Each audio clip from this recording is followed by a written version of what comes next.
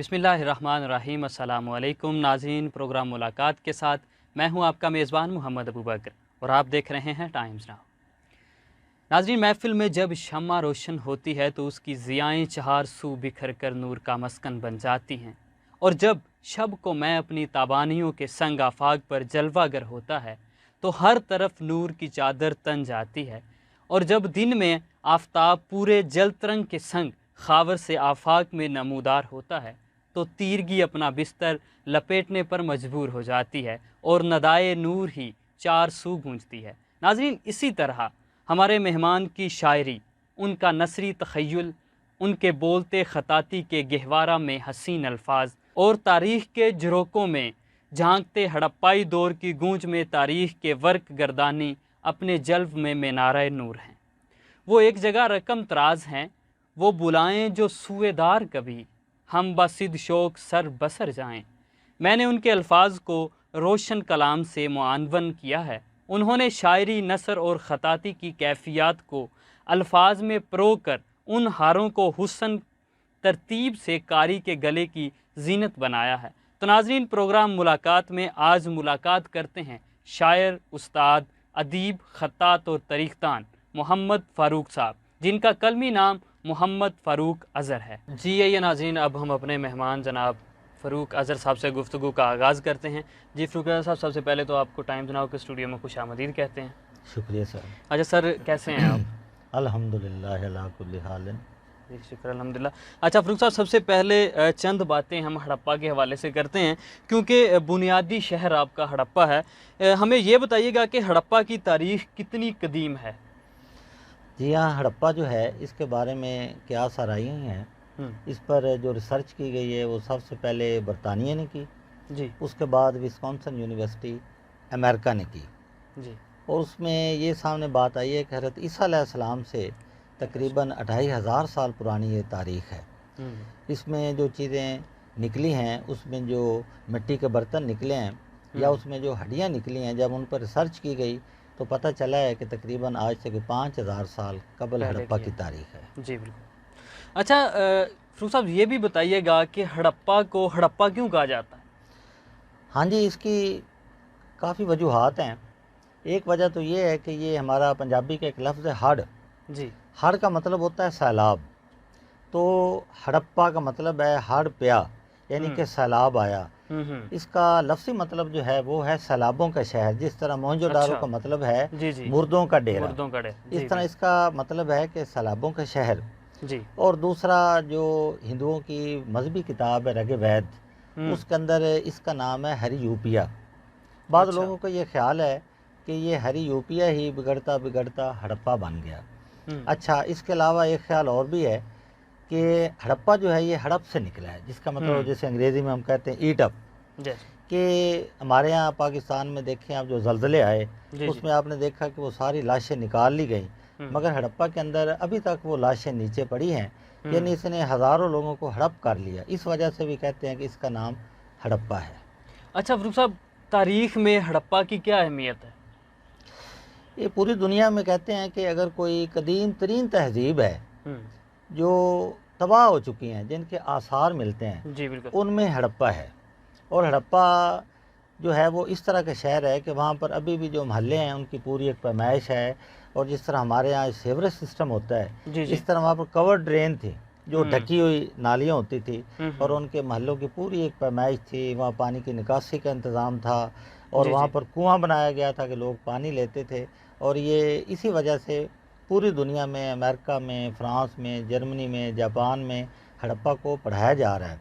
और पाकिस्तान के अंदर भी तकरीबन पहली क्लास से लेकर आप समझ लें PhD CSS तक हड़प्पा को पढ़ाया जा रहा है।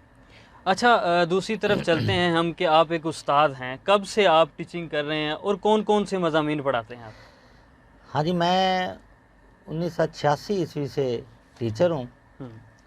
काफ़ी सर्विस हो चुकी है, चूँकि मेरा एक फ़नून लतीफ़ा के साथ ताल्लुक़ है। जी जी। तो उसमें मैं अमूमन 3 मज़ामीन ज़्यादा पढ़ाता हूँ। उसमें पंजाबी है, उर्दू है और अंग्रेज़ी है। जी। तीनों ज़बानें मैं पढ़ाता हूँ, और इसमें ये इसलिए मैं उर्दू और पंजाबी में शायरी करता हूँ, और उर्दू भी पंजाबी में नस्र निगारी भी करता हूँ। इसी वजह से میری یعنی پہچان جو ہے پنجابی اردو کی زیادہ ہے. زیادہ یہ مضامین میں زیادہ پڑھا رہا ہوں. اچھا، کب سے آپ ٹیچنگ شروع کیا آپ نے؟ یہی 22/10/86 کو میں نے شروع کی تھی. اس وقت میں ہڑپا میں ہوتا تھا. تو ہڑپا سے پرے ایک گاؤں ہے مراد کے کاٹھیا. جی ہے بالکل. وہاں میں نے سٹارٹ کیا تھا. اس کے بعد چلتے چلتے یہ ساہیوال تک پہنچ گئے ہیں، کیونکہ زندگی جو ہے یہ ایک سفر ہے. جی بالکل. تو اس سفر کے ہم بھی ایک مسافر ہیں. بالکل. تو اسی سفر میں اب اس وقت ہم ساہیوال ایئرپورٹ پہ ہمارا قیام ہے. دیکھیں اللہ تبارک و تعالیٰ کب تک یہاں رکھتا ہے. جی اچھا سر جی، یہ بتائیے گا ایک استاد کو کیسا ہونا چاہیے؟ آج کل معاشرے میں دیکھا جاتا ہے کہ جو لوگ ہیں وہ ٹیچنگ کو پسند نہیں کر رہے. ہاں بس یہ ایسے تھا کہ پہلے آپ کو پتہ ہے کہ ٹیچر کو جو ہے نا ماسٹر کہتے تھے. تو بعض لوگ جو تھے وہ ماسٹر کے لفظ سے ان کو چڑ تھی، اس لیے لوگ ماسٹر نہیں بنتے تھے. اور آغاز میں یہ ہوا کہ جو مڈل پاس لوگ تھے، جو تھوڑے پڑھے لکھے تھے، وہ اس لائن میں آتے تھے تو لوگ ان کو ماسٹر کہتے تھے. مگر اب یہ ہو گیا ہے کہ اب تو اس میں ہائیلی کوالیفائڈ لوگ آ گئے ہیں. P H D M Phil لوگ آپ کو عام ملتے ہیں، سائنسدان لوگ ملتے ہیں. تو اب لوگ اس طرف بہت زیادہ آ رہے ہیں. تو میرا یہ خیال ہے کہ ٹیچر جو ہے نا اسے ایک تو وقت کا پابند ہونا چاہیے، اور دوسرے نمبر پہ اسے اپنی کتابوں کے علاوہ جو اپنا مطالعہ ہے نا اس سے بہت زیادہ وسیع کرنا چاہیے. کیونکہ میں خود ٹیچر ہوں. تو پتہ نہیں چلتا کہ ہو سکتا ہے کہ آپ پڑھا رہے ہیں تو بچہ اچانک آپ کو آسٹریلیا کا سوال کر دے.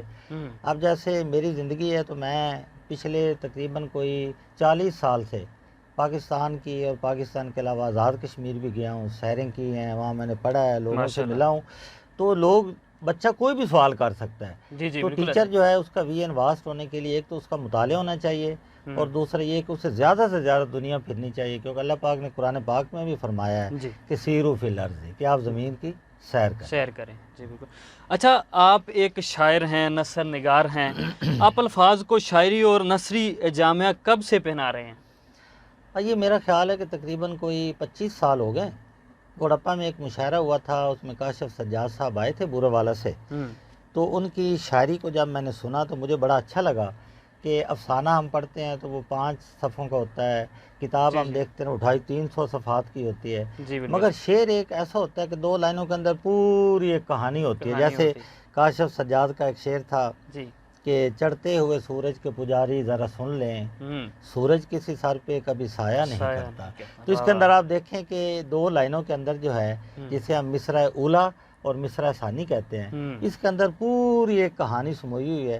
تو میں نے کہا کہ اب آگے چونکہ لوگ جو ہے مختصر سننا پسند کرتے ہیں، مختصر بات کرتے ہیں، تو شاعری کی طرف بھی آنا چاہیے. ہاں، یہ اس لیے مجھے اچھی لگی. اور ویسے بھی اس کے اندر ایک موسیقیت ہوتی ہے، ایک خوبصورتی ہوتی ہے، لوگ اسے پسند کرتے ہیں. تو اس لیے میں شاعری بھی نثر کے ساتھ کرتا ہوں. اچھا، شاعری میں آپ کس شاعر سے متاثر ہیں؟ آپ کے استاد کون ہیں؟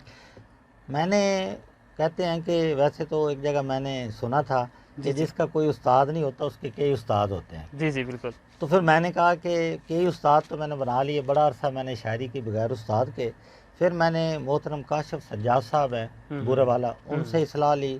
پھر ساہیوال میں پروفیسر سید ریاض حسین زیدی صاحب ہیں، ان سے اصلاح لی. پھر ہمارے ایک دوست پروفیسر، ان کا انتقال ہو گیا ہے، غضنفر عباس سید صاحب، زیر آب چراغ ان کی کتاب ہے، ان سے میں اصلاح لیتا رہا ہوں. اور اب آخر میں پروفیسر حسرت بلال حسرت صاحب سے اصلاح لے رہا ہوں.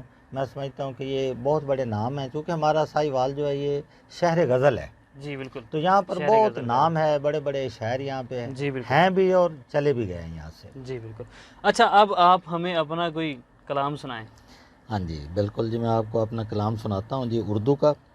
جی ہاں جی، غزل کے چند اشعار ہیں. جی.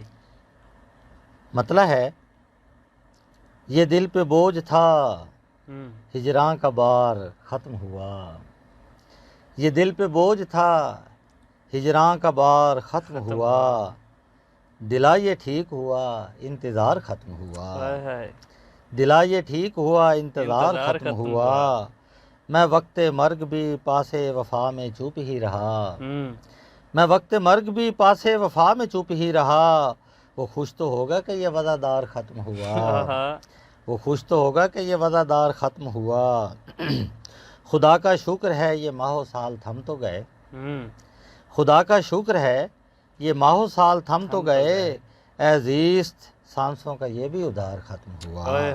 کیا بات۔ شعر سنیں ابو بکر بھائی جی کہ طواف آرزو دونوں طرف سے آج کہاں، طواف آرزو دونوں طرف سے آج کہاں، عجب ہوس کا ہے یہ دور پیار ختم ہوا، ختم ہوا۔ واہ جی واہ، کیا عجب ہوس کا ہے یہ دور پیار ختم ہوا۔ بالکل ہے۔ شعر ہے کہ تلاش عشق میں بھٹکا ہوں در بدر یارو، تلاش عشق میں بھٹکا ہوں در بدر یارو، کہیں وفا نہ ملی اعتبار ختم ہوا۔ مکتا ہے کہ عجیب کرب میں اظہر حیات گزری ہے، عجیب کرب میں اظہر حیات گزری ہے، کبھی نہ سلسلہ زار زار ختم ہوا، کہ دل پہ بوجھ تھا ہجراں کا بار ختم ہوا، دلا یہ ٹھیک ہوا انتظار ختم ہوا۔ جی ماشاءاللہ، کیا بات ہے۔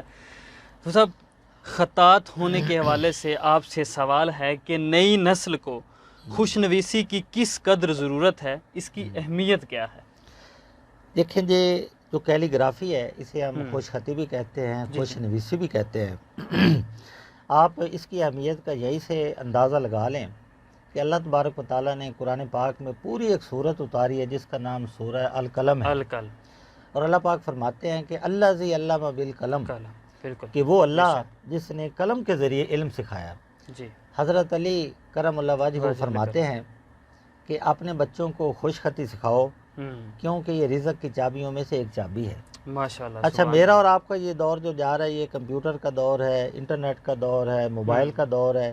بچے کیا کرتے ہیں کہ اس کو صرف موبائل کھولتے ہیں، دیکھ لیتے ہیں، لکھتے نہیں۔ تو اللہ تعالیٰ فرما رہے ہیں کہ اللہ تبارک و تعالیٰ قلم کے ذریعے علم سکھاتے ہیں، تو ہماری جو نسل ہے قلم سے دور ہوتی جا رہی ہے، تو میں اس لیے ان کو قلم کی طرف لانا چاہتا ہوں۔ اس لیے میں نے جو کتاب لکھی ہے اس کا نام بھی میں نے سریر قلم رکھا ہے۔ ماشاءاللہ، سریر قلم، کہ یہ کتاب ہے کہ جو سمجھ لے کہ پہلی کلاس سے لے کر CSS تک جو اسٹوڈنٹ ہے وہ اس سے استفادہ کر سکتا ہے، اور وہ لکھنے کی طرف آئے گا تو انشاءاللہ وہ ایک صاحب علم ہو جائے گا۔ ماشاءاللہ، کیا بات۔ اس کے علاوہ آپ نے خطاطی والے سے کیا کام کیا ہے؟ ہاں، اس میں ساہیوال کے اندر اور تقریباً پنجاب کے اندر کم از کم میری کوشش ہے کہ جو ہمارے اساتذہ ہیں جس میں لیڈی ٹیچر بھی ہیں اور اس کے علاوہ میل ٹیچر ہیں، ان کو میں نے تربیت دی ہے اور دے رہا ہوں۔ اس وقت میں ساہیوال کے ایک بڑے ادارے میں پڑھا رہا ہوں، اور ہمارا ساہیوال کا جو بہت بڑا ادارہ ہے DPS، ڈویژنل پبلک اسکول، وہاں پر جو لیڈی ٹیچر ہیں ان کو میں نے ٹریننگ دی ہے، تقریباً 35 کے قریب ہیں۔ یہ 35 لیڈی ٹیچر کو ٹرین کرنے کا مقصد یہ ہے کہ آپ نے جیسے 35,000 کو کر دیا، جی بالکل، تو میری یہ خواہش ہوتی ہے کہ میں ٹیچروں کو پڑھا دوں تاکہ وہ آگے سے آگے بڑھیں۔ اور یہ کتاب جو ہے یہ اس وقت پورے پاکستان میں پہنچ چکی ہے، اور یہاں تک کہ کینیا کی پارلیمنٹ میں بھی یہ کتاب پہنچ چکی ہے، اور لوگ اس پر استفادہ کر رہے ہیں انشاءاللہ۔ اگلا ایڈیشن بھی اس کا بہت جلد آ رہا ہے جی۔ ماشاءاللہ۔ یہ کب آپ نے لکھی ہے؟ یہ تقریباً 1 سال ہو گیا ہے۔ اچھا۔ یہ 500 میں نے چھپوائی تھی، پہلے تو بڑا عرصہ نوٹس چلتے رہے، دوستوں نے کہا اب نہیں اسے کتابی شکل میں لائیں، تو پھر میں نے یہ چھپوائی 500، اور وہ 1 سال کے اندر ہی بڑی تیزی کے ساتھ ہے یہ تقریباً پورے پاکستان میں کتاب گئی۔ تو اب میرے پاس بہت تھوڑی رہ گئی، تو اب انشاءاللہ ایک ساہیوال کا ادارہ ہے وہ اب اس کو دوبارہ پرنٹ کر رہا ہے کافی تعداد میں، تو انشاءاللہ پھر یہ دوبارہ اس کے اندر کچھ میں اضافہ بھی کر رہا ہوں اور کچھ تھوڑی بہت ترمیم بھی کی جا رہی ہے، اس کو مزید بہتری کی طرف لا رہے ہیں جی ماشاءاللہ۔ اچھا سر جی، بطور ادیب اور شاعر آپ کو نثر سے زیادہ لگاؤ ہے یا شاعری سے عشق ہے؟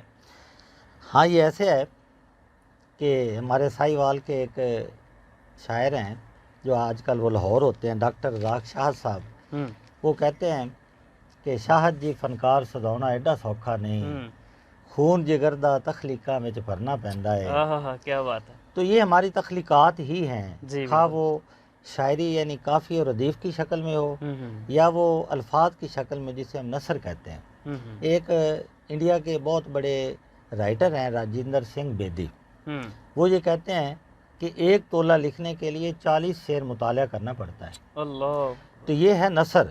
بالکل۔ اور جو ہماری شاعری ہے یہ آپ سمجھ لیں کہ ہماری زندگی کے حالات و واقعات ہیں، ہماری زندگی کی وارداتیں ہیں، ہماری زندگی کے حالات جیسے غم جانا ہے، غم دورہ ہے، ہماری ملازمت ہے، ہماری غربت ہے، ہمارے گھر بیوی بچے ہیں، یہ سارا کچھ ہم اپنی شاعری میں لے کر آتے ہیں۔ جی بالکل۔ تو اس میں شاعری کے اندر آپ جو مرضی کر لیں، آپ کی بیوی، آپ کے بچے، وہ مائنڈ نہیں کرتے کہ شاعری ہے جی، ٹھیک ہے، تو شاعری کے انداز میں ہم جو مرضی کہہ لیں، مگر جب اسی بات کو اگر ہم نثر میں لے کر آتے ہیں تو وہ اسے تمام لوگ جو ہے نا وہ سیریس لے لیتے ہیں۔